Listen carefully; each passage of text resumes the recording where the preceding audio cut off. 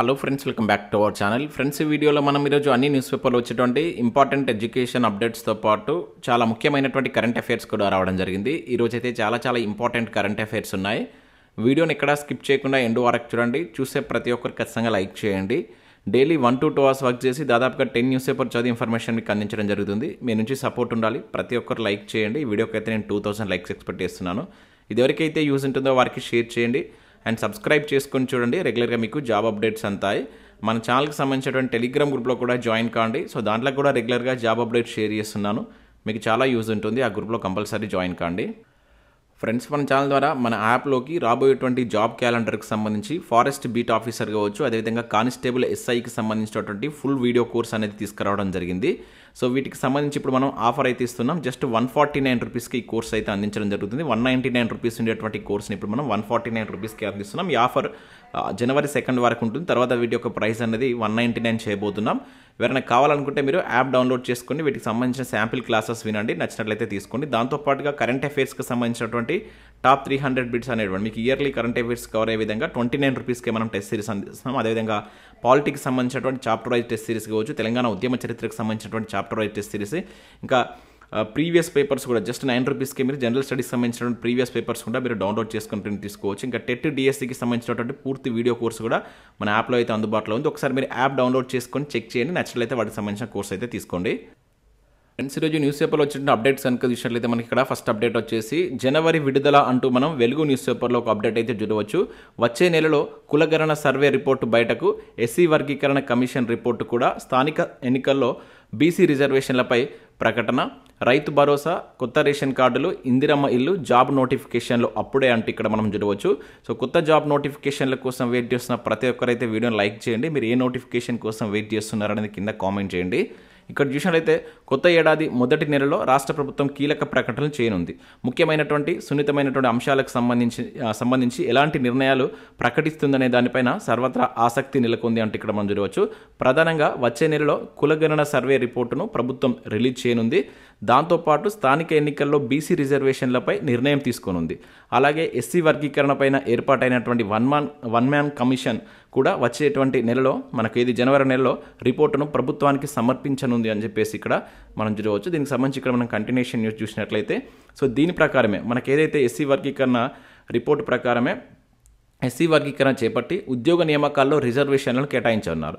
ఈ రిపోర్టు వస్తే job calendar ప్రకారం కొత్తగా నోటిఫికేషన్లు వచ్చేటువంటి అవకాశం ఉందని రిక్రూట్మెంట్ ఏజెన్సీలు రెడీగా ఉన్నట్లుగా ఇక్కడ ఇవ్వడం జరిగింది. అయితే వీటితో పాటు రైతు భరోసా కావచ్చు, కొత్త రేషన్ కార్డులు, ఇందిరమ్మ ఇల్లు, మొదటి విడత లబ్ధిదారులను ఎంపిక చేసి ఇండ్లకు ముగ్గుపోయడం వంటి ముఖ్యమైనటువంటి నిర్ణయాలని జనవరి నెలలో ఉండడం ప్రాధాన్యత సంతరించుకుంటుందని చెప్పేసి కూడా ఇచ్చారు. ఇంకా దాంతోపాటు ఇక్కడ చూసినట్లయితే కులగణన అండ్ ఎస్సీ వర్గీకరణ రిపోర్టులు సిద్ధం అంటూ కూడా ఇచ్చారు. సో మనకు జనవరిలో వీటికి సంబంధించి ప్రభుత్వం కూడా విడుదల చేయబోతున్నట్లు ఇక్కడ ఇచ్చారు. అయితే ఇక్కడ మనం ఎస్సీ వర్గీకరణకు సంబంధించి కనుక చూసినట్లయితే, ఎందుకంటే మన జాబ్ క్యాలెండర్ ఆగింది ఎస్సీ వర్గీకరణ రిపోర్టు పైన, ఆ రిపోర్ట్ వచ్చినట్లయితే మనకు జాబ్ క్యాలెండర్ అనేది మనకు కంటిన్యూస్గా ఉండేటువంటి ఛాన్స్ ఉంటుంది. ఇక్కడ చూసినట్లయితే ఎస్సీ వర్గీకరణపై సుప్రీంకోర్టు తీర్పుకు తగ్గట్టుగా రాష్ట్ర ప్రభుత్వం వన్ మ్యాన్ కమిషన్ ఏర్పాటు చేసింది.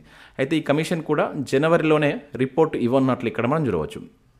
అయితే ఈ రిపోర్ట్ వచ్చిన తర్వాతే కొత్త నోటిఫికేషన్లు ఇవ్వాలని ప్రభుత్వం నిర్ణయించింది. దీంతో ఎస్సీ వర్గీకరణపై రిపోర్ట్ వచ్చాక కొత్త రోస్టర్ జాబ్ క్యాలెండర్ ప్రకారం నోటిఫికేషన్లు ఇచ్చేందుకు రిక్రూట్మెంట్ ఏజెన్సీలు ఏర్పాట్లు చేస్తున్నట్లు తెలిసిందంటే ఇక్కడ చూడవచ్చు. జనవరిలో ప్రక్రియ పూర్తయితే ఫిబ్రవరి నెల మొదటి వారంలోనైనా ఇచ్చే ఛాన్స్ ఉందని అంటున్నారు. అంటే మనకు ఫిబ్రవరిలో నోటిఫికేషన్స్ రావచ్చు అని చెప్పేసి అయితే చెప్తున్నారు. మనకు జనవరిలో ఈ ప్రక్రియ అంతా కంప్లీట్ అయిపోతే మనకు జాబ్ క్యాలెండర్ ప్రకారం ఫిబ్రవరి నుంచి నోటిఫికేషన్లు రావచ్చు అని చెప్పేసి ఇక్కడ ఒక వార్త అయితే చూడవచ్చు. అయితే గతంలో మనం చూసాం ఎస్సీ వర్గీకరణ ద్వారా కంప్లీట్ అయిన తర్వాతే మనకు నోటిఫికేషన్లు ఉంటాయని చెప్పారు. అదేవిధంగా అసెంబ్లీలో కూడా ఈ వర్గీకరణకు సంబంధించినటువంటి బిల్లును ప్రవేశపెట్టి దాన్ని ఒక చట్టంలో మార్చవలసి అయితే ఉంటుంది. మరి దానికి సంబంధించి మనకు ఫిబ్రవరి ఎండింగ్ ఆర్ మార్చ్లో అయితే అసెంబ్లీ సమావేశాలు అయితే ఉన్నాయి.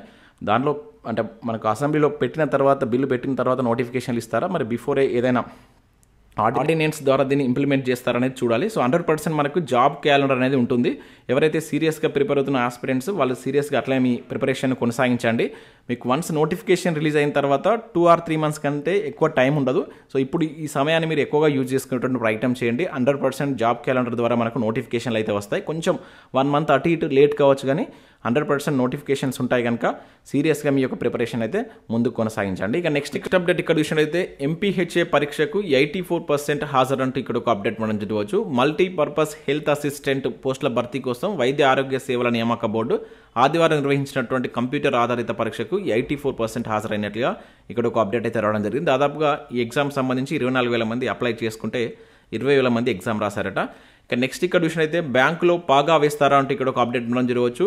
ఎస్బీఐ నుంచి మనకు 600 పోస్టులకు సంబంధించినటువంటి పీఓ నోటిఫికేషన్ అయితే వచ్చింది. వాటికి సంబంధించిన వివరాలు ఇక్కడ చూడవచ్చు. పోస్టుల సంఖ్య 600. ఏదైనా డిగ్రీ తోటి వీటికి మీరు అప్లై చేసుకోవచ్చు. మనకు ఏది 4th April 30th వరకు అయితే ఛాన్స్ అయితే ఉంది. 21 నుంచి 30 మధ్య ఏజ్ అనేది ఉండాలి. దరఖాస్తు ఫీజు కనుక చూసినట్లయితే 750 రూపీస్ ఉంది. ఇంక ఇవే కాకుండా చాలా బ్యాంక్స్ నుంచి మనకు నోటిఫికేషన్స్ అయితే రావడం జరిగింది. ఎవరైనా బ్యాంక్ ఎగ్జామ్కు సీరియస్గా ప్రిపేర్ అవుతున్న అభ్యర్థులు ఉన్నట్లయితే ఒకసారి వీటిని చూసి మీరు వీటికి అప్లై చేసుకునేటువంటి ప్రయత్నం చేయండి. ఇంకా నెక్స్ట్ ఈనాడు ప్రతిభకు సంబంధించి కనుక చూసినట్లయితే ఇక్కడ ఆర్థమెటిక్కి సంబంధించినట్టు ఒక ఆర్టికల్ అయితే వచ్చింది. ఇంకా దాంతోపాటు ఇక్కడ ఇంగ్లీష్కి సంబంధించినట్టు కొన్ని ప్రాక్టీస్ బిట్స్ అయితే ఉన్నాయి. అండ్ దాంతోపాటు ఇక్కడ మనకు తెలంగాణ చరిత్రకు సంబంధించినటువంటి ఒక ఆర్టికల్ కూడా చూడవచ్చు. అండ్ కరెంట్ అఫైర్స్ బిట్స్ కూడా ఉన్నాయి. వీటిని ఒకసారి మీరు డౌన్లోడ్ చేసుకుని చూసేటువంటి ప్రయత్నం చేయండి. ఇవి మనకు వివిధ న్యూస్ పేపర్లో వచ్చినటువంటి ముఖ్యమైనటువంటి education updates. Next current affairs చూద్దాం. చాలా ముఖ్యమైన కరెంట్ అఫైర్స్ ఉన్నాయి. స్కిప్ చేయకుండా చూడండి, ఖచ్చితంగా లైక్ చేయండి. ప్రతిరోజు మీకు ఒకటే వీడియోలో ఎడ్యుకేషన్ అప్డేట్స్ విధంగా కరెంట్ అఫైర్స్ రెండు కలిపి అయితే అందిస్తున్నాను. చాలామంది చూస్తున్నారు కానీ లైక్ చేయట్లేదు. ఖచ్చితంగా లైక్ చేసి మీ మిత్రులకు షేర్ చేసే ప్రయత్నం చేయండి. ఇక్కడ మొదటి అప్డేట్ చూసినట్లయితే చదరంగంలో రారాని అంటూ ఇక్కడ చూడవచ్చు. చాలా ఇంపార్టెంట్ కరెంట్ అఫైర్ ఇది. ప్రపంచ చదరంగంలో భారత్ ఆధిపత్యం కొనసాగుతుందంటే ఇక్కడ చూడవచ్చు. ఇటీవలే గుకేష్ ప్రపంచ ఛాంపియన్గా అవతరించగా ఇప్పుడు మన తెలుగు అమ్మాయి కోనేరు హంపి రెండోసారి ప్రపంచ ర్యాపిడ్ చెస్ ఛాంపియన్ టైటిల్ను సొంతం చేసుకుంది. ఇక్కడ గుర్తుంచుకోవాల్సింది అంటే ఇది సెకండ్ టైం. ఇది అడగడానికి ఛాన్స్ ఉంటుంది, ఇంపార్టెంట్. ఈ టైటిల్ని సొంతం చేసుకోవడం ఇది సెకండ్ టైం. ఈ ఘనత సాధించినటువంటి మొట్టమొదటి భారత ప్లేయర్గా కూడా రికార్డు సృష్టించినాడు. అంటే 2 times దీన్ని ఇట్లా సాధించడం కూడా మన భారత్ నుంచి మొట్టమొదటి ప్లేయర్ అంట. సో దేశంలో మరే క్రీడాకారిణి ఒక్కసారి కూడా ఈ ట్రోఫీని ఇప్పటివరకు గెలవలేదంట. సో ఆదివారం జరిగినటువంటి ఈ మ్యాచ్లో ఇండోనేషియా పైన హంపి విశ్వ విజేతగా నిలిచిందంటే ఇక్కడ మనం చూడవచ్చు. సో దీనికి సంబంధించి ఇక్కడ మనకు చాలా న్యూస్ పేపర్లో చాలా పెద్ద ఆర్టికల్స్ అయితే రావడం జరిగింది. ఇక్కడ హంపి అద్వితీయం అంటూ చూడవచ్చు. రెండోసారి ప్రపంచ ర్యాపిడ్ చెస్ ఛాంపియన్గా ఆంధ్రప్రదేశ్ గ్రాండ్ మాస్టర్ అంటూ ఇవ్వడం జరిగింది. ఆనంద్ తర్వాత ఈ ఘనత సాధించినటువంటి తొలి భారతీయ చెస్ ప్లేయర్గా రికార్డు అంటూ చూడవచ్చు. చివరిదైనటువంటి 11వ రౌండ్లో నల్ల పావులతో ఆడి నెగ్గినటువంటి భారత నెంబర్ 1 అంటే ఇక్కడ చూడవచ్చు. 110 మంది పాల్గొన్నటువంటి టోర్నీలో 8.5 పాయింట్లతో అగ్రస్థానంలో నిలిచిందంట. సో ఇవి గుర్తుంచుకోండి, ఇంపార్టెంట్. నేరుగా రావడానికి ఛాన్స్ ఉంటుంది. ఇటీవల మనకు చెస్కి సంబంధించినటువంటి అంశాలు ఎక్కువగా వార్తల్లో ఉంటున్నాయి కనుక వీటన్నిటి మీద ఒక దగ్గర రాసుకోండి. కన్ఫ్యూజ్ అయ్యేటువంటి ఛాన్స్ ఉంటుంది అనమాట. ఒక దగ్గర రాసుకుంటే అది ఏంటి, ఇది ర్యాపిడ్ చెస్, అది ప్రపంచ చెస్ ఛాంపియన్, ఇది గుకేష్ గెలిచినటువంటి. ఈ రెండింటికి డిఫరెన్స్ మీరు గుర్తుంచుకోండి. నెక్స్ట్ రాష్ట్రీయ బాల పురస్కార్ 2025 అంటూ చూడవచ్చు. ఆల్రెడీ మనం గత 2 days నుంచి దీనికి సంబంధించి చూస్తున్నాం. ఇక నెక్స్ట్ చూసినట్లయితే ఇక్కడ జటాయు సంరక్షణ కేంద్రం అంటే ఇక్కడ చూడవచ్చు. ఇది చాలా ఇంపార్టెంట్ అంటే అడగడానికి ఛాన్స్ ఉంటుంది. సో కుమ్రం భీం ఆసిఫాబాద్ జిల్లా కాగజ్ నగర్ అటవీ డివిజన్లో పెంచికల్పేట్ రేంజ్ పరిధిలో నందిగాం అడవుల్లో ప్రాణహిత పెద్దవాగు నదులు కలిసేటువంటి చోట ఉన్నటువంటి ఈ పాలరావు గుట్ట పైన దాదాపు 10 ఏళ్ల క్రితం రాబందుల జాడాను మొట్టమొదటిసారిగా గుర్తించినట్లు ఇక్కడ మనం చూడవచ్చు. అయితే దీనికి సంబంధించి ఇప్పుడు ఇది వార్తల్లో ఉంది. ఇక్కడ చూసినట్లయితే అప్పట్లో 30 వరకు రాబందులు ఉండగా ఇటీవల కాలంలో వాటి యొక్క సంఖ్య తగ్గుతుండడంతో కాగజ్ నగర్ అడవుల్లో ఈ రాబందుల ఆవాసం ఉన్నటువంటి ఈ పాలరావు గుట్టను జటాయు సంరక్షణ కేంద్రంగా అభివృద్ధి చేయాలని చెప్పేసి తెలంగాణ రాష్ట్ర ప్రభుత్వం నిర్ణయించింది. గుర్తుంచుకోండి, ఈ జటాయు సంరక్షణ కేంద్రం ఇటీవల వార్తల్లో ఉంది. ఇది ఏ జిల్లాకు సంబంధించింది అని చెప్పేసి అంటాడు. కొమరం భీం ఆసిఫాబాద్. ఇది దేనికి సంబంధించింది? రాబందుల యొక్క సంరక్షణకు సంబంధించినటువంటిది అన్నమాట. అది గుర్తుంచుకోవాలి. ఇక్కడ ఎకో టూరిజం డెవలప్మెంట్ ప్రోగ్రాంలో భాగంగా 2.5 కోట్ల అంటే ఇంత మనీతోటి ఈ రాబందుల ఆవాసాన్ని ఏర్పాటు చేయబోతున్నట్టు ప్రకటించింది అనమాట. సో ఇది పేరు గుర్తుంచుకోండి, చాలా చాలా ఇంపార్టెంట్. ఆ పేరు ఇచ్చేసి మనకి దేనికి సంబంధించిందని చెప్పేసి అడగడానికి ఎక్కువగా ఛాన్స్ ఉంటుంది. ఇక నెక్స్ట్ PSLV C60 సర్వం సిద్ధం అంటూ చూడవచ్చు. గత 4-5 days నుంచి మన వార్తల్లో చూస్తున్నాం. ఇది పూర్తయినటువంటి రాకెట్ అనుసంధాన ప్రక్రియ. ఆదివారం రాత్రి ప్రారంభమైనటువంటి కౌంట్డౌన్ నేటి రాత్రి 9:58 గంటలకు 9:58 నిమిషాలకు నింగిలోకి రోదసీలోకి ఈ స్పాటెక్స్ జంట ఉపగ్రహాలు అంటే ఇక్కడ చూడవచ్చు. సో భారత కీర్తి ప్రతిష్టలు మరోసారి ప్రపంచ దేశాలకు చాటి చెప్పే విధంగా భారత అంతరిక్ష పరిశోధన సంస్థ ఇస్రో మరో భారీ ప్రయోగానికి నాంది పలికింది. తిరుపతి జిల్లా శ్రీహరికోట అంతరిక్ష ప్రయోగ కేంద్రం నుంచి ఈ ప్రయోగాన్ని అయితే చేపట్టడానికి అన్నింటినీ సిద్ధం చేస్తున్నట్టు ఈ క్రమంలో చూడవచ్చు. సో ఇది వచ్చేసి PSLV సిరీస్లో మనకు 60ది అనమాట. దీని ద్వారా ఈ ప్రయోగాన్ని చేయబోతున్నారు. 2024 సంవత్సరంలో ఇస్రో చేపట్టబోయేటువంటి చివరి ప్రయోగం ఇదే. అంటే ఇది చివరి ప్రయోగం. మొట్టమొదటి ప్రయోగం ఏంటి 2024లోనే మీరు కింద కామెంట్ చేసేటువంటి ప్రయత్నం చేయండి. ఇది రేపు మనకు అంటే ఈరోజు సక్సెస్ అయిన తర్వాత రేపు మనం దీనికి సంబంధించినటువంటి పూర్తి ఇన్ఫర్మేషన్ చూసేటువంటి ప్రయత్నం చేద్దాం. నేను కరెంట్ అఫేర్స్లో కూడా మీకు చెప్తాను. చాలామంది కరెంట్ అఫేర్స్ అంటే మంత్లీ వైజ్ వీడియో చేయమని చెప్పేసి అడుగుతున్నారు. నేను డిసెంబర్ సంబంధించిన వీడియో చేస్తాను. 1 or 2 డేస్లో మీకు అంటే మనం టూ వీడియోస్లో టాప్ 50 బిట్స్ ఎక్స్ప్లెయిన్ చేస్తాం కదా. కొంచెం నేను వర్క్ వల్ల నా ప్రిపరేషన్ వల్ల నేను డిసెంబర్ మంత్ చేయలేదు, అంతకుముందు నవంబర్ మంత్ కూడా చేయలేదు. వాటికి సంబంధించి కూడా నేను రేపటి నుంచి ఆ ప్రాసెస్ అనేది స్టార్ట్ చేస్తాను. మీకు డిసెంబర్కి సంబంధించినటువంటి వీడియో అండ్ నవంబర్కి సంబంధించిన వీడియోస్ కూడా అప్లోడ్ చేస్తాను. 100% మీకు అందించడం జరుగుతుంది. కొంచెం ఓపికగా ఉండండి. ఇక నెక్స్ట్ విషయం అయితే ఉత్తర కొరియా కొత్త ప్రధానిగా మనకు పాక్ తే సాంగ్ అంటే ఇక్కడ చూడవచ్చు. సో ఉత్తర కొరియా కొత్త ప్రధానిగా ఈ పాక్ తే సాంగ్ను పాలక పార్టీ నియమించినట్లు గుర్తుంచుకోండి. డైరెక్ట్గా అడుగుతారు. ఒక దేశం ఇచ్చేసి ఆ దేశానికి వచ్చినటువంటి నూతన అధ్యక్షుడు లేకపోతే నూతన ప్రధాని ఎవరైనా అడుగుతారు కనుక ఈ కంట్రీ పేరు గుర్తుంచుకోవాలి. పేరు గుర్తుంచుకుంటే సరిపోతుంది. అంతకంటే డెప్త్గా మనకు అడగకపోవచ్చు. ఇక నెక్స్ట్ ఇక్కడ మరొక దేశానికి సంబంధించి కూడా నూతన అధ్యక్షుడు అయితే రావడం జరిగింది. సో జార్జియా కొత్త అధ్యక్షుడిగా కవేలాష్విలి ప్రమాణం అంటే ఇక్కడ చూడవచ్చు. సో నాటకీయ పరిణామాల మధ్య జార్జియా నూతన అధ్యక్షుడిగా మాజీ ఫుట్బాల్ ఆటగాడు మైకెల్ కవేలాష్విలి ప్రమాణ స్వీకారం చేశారంటే ఇక్కడ చూడవచ్చు. ఈ పేరు గుర్తుంచుకోండి. కంట్రీ నేమ్ ఇక్కడ కూడా ఇతని పేరు కంట్రీ నేమ్ గుర్తుంచుకునే ప్రయత్నం చేయండి. కరెంట్ అఫేర్ విషయం అయితే గంటకు 450 కిలోమీటర్ల వేగం అంటే ఇక్కడ చూడవచ్చు. అత్యాధునిక రైలును ఆవిష్కరించిన చైనా అని చెప్పేసి ఇక్కడ చూడవచ్చు. ఇది గుర్తుంచుకోండి. ఏ దేశం అని చెప్పేసి అంటారు డైరెక్ట్గా మీరు ఆ దేశం పేరు గుర్తుంచుకునే ప్రయత్నం చేయండి. సో ఇక్కడ చూసినట్లయితే ప్రపంచంలోనే అత్యధిక వేగంతో ప్రయాణించేటువంటి కొత్త బుల్లెట్ రైలును చైనా ఆదివారం ఆవిష్కరించింది. ఈ రైలు ప్రయోగ పరీక్షలో గంటకు 450 కిలోమీటర్ల వేగంతో ప్రయాణించింది.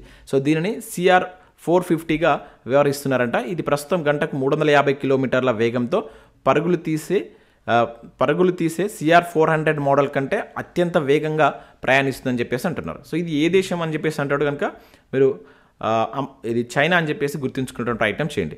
నెక్స్ట్ వీక్లో వచ్చినటువంటి కరెంట్ అఫేర్ చూద్దాం. ఆల్రెడీ మనం దీన్ని చూసాం. అమెరికా అంతరిక్ష పరిశోధన సంస్థ నాసాకు చెందినటువంటి ఏదైతే మనకు ఈ పార్కర్ సోలార్ ప్రోబ్ అనేటువంటి వ్యోమనౌక సూర్యుడి దగ్గరికి వెళ్ళి అంటే అత్యంత చేరువుగా వెళ్ళి మళ్ళీ అక్కడి నుంచి సురక్షితంగా వెలుపలికి రావడం జరిగింది. ఆల్రెడీ మనం చూసాం. ఇది ఏ దేశం అని అడుగుతాడు, అమెరికా అని చెప్పేసి గుర్తుంచుకోండి. కరెంట్ అఫేర్ ఇక్కడ విషయం అయితే చాలా ఇంపార్టెంట్ కరెంట్ అఫేర్ అండి. ఆర్థిక రంగంలో కృత్రిమ మీద ఏఐను బాధ్యతాయుతంగా వచ్చు అదేవిధంగా నైతికతతో తీసుకొచ్చేందుకు ఒక నియమావళిని అభివృద్ధి చేయడానికి 8 మంది సభ్యులతో మనకు RBI ఒక కమిటీని అయితే వేసింది. సో ఇది ఇంపార్టెంట్ అడుగుతారు. ఎంతమంది వ్యక్తులతో RBI కమిటీ వేసిందని అడగవచ్చు. లేకపోతే ఇటీవల మనకు ఆర్థిక రంగంలో ఈ ఏఐని బాధ్యతాయుతంగా వచ్చు నైతికతతో తీసుకొచ్చేందుకు ఇటీవల ఏ సంస్థ కమిటీ వేసిందని చెప్పేసి అనవచ్చు. RBI అని చెప్పేసి గుర్తుంచుకోండి. సో దీనికి సంబంధించి IIT బాంబే ప్రొఫెసర్ అయినటువంటి అంటే కంప్యూటర్ సైన్స్ అండ్ ఇంజనీరింగ్ విభాగానికి సంబంధించినటువంటి ఈ పుష్పక్ భట్టాచార్య నేతృత్వంలో ఈ కమిటీ వేశారు. ఇది గుర్తుంచుకోవాలి. చాలా ఇంపార్టెంట్. ఎవరు నేతృత్వం వహిస్తున్నారని చెప్పేసి కూడా అడగడానికి ఛాన్స్ ఉంటుంది. ఇంపార్టెంట్. ఇక నెక్స్ట్ విషయం అయితే అమెరికా జాతీయ పక్షిగా ఈ బాల్డ్ ఈగల్ను అధికారికంగా అవతరించింది. ఆల్రెడీ మనం ప్రీవియస్లో చూసాం. ఇందుకు సంబంధించిన బిల్లు కూడా ఇటీవల మనకు జో బైడెన్ 2024 డిసెంబర్ 24 దానికి ఆమోదం తెలిపినట్టు ఇక్కడ గుర్తుంచుకోవాల్సి ఉంటుంది. డైరెక్ట్ అంటాడు ఇటీవల వార్తల్లో చూసినటువంటి బాల్డ్ ఈగల్ అనేటువంటి ఏ దేశానికి సంబంధించినటువంటి జాతీయ పక్షి అని చెప్పేసి అనవచ్చు. అమెరికా అని చెప్పేసి గుర్తుంచుకున్నాం. మనం ప్రీవియస్లో కూడా గత 4 months బ్యాక్ దీనికి సంబంధించిన కరెంట్ అఫేర్ అయితే చూసాం. సో ఇవి మనకు వివిధ న్యూస్ పేపర్లో వచ్చినట్టు ఇంపార్టెంట్ ఎడ్యుకేషన్ అప్డేట్స్ అదేవిధంగా కరెంట్ అఫేర్స్. వీడియో చూసిన ప్రతి ఒక్కరు లైక్ చేసి మీ మిత్రులకు షేర్ చేయండి. అదేవిధంగా సబ్స్క్రైబ్ చేసుకోండి. రెగ్యులర్గా మీకు జాబ్ అప్డేట్స్ అంతాయి. ఇంకా అదే కాకుండా మన యాప్ను డౌన్లోడ్ చేసుకోండి. మీకు చాలా తక్కువ ప్రైస్లోనే మనం మంచి కోర్స్ అందిస్తున్నాం. అండ్ గ్రూప్ 2 గ్రూప్ 3కి సంబంధించినటువంటి స్పెషల్ కోర్స్ కూడా నేను తీసుకురాబోతున్నాను. సో అది మనకి January 1st మనం లాంచ్ చేయబోతున్నాం. ఇంట్రెస్టెడ్ క్యాండిడేట్స్ ఉన్నట్లయితే తీసుకునే ప్రయత్నం చేయండి. Thanks for watching. Thank you.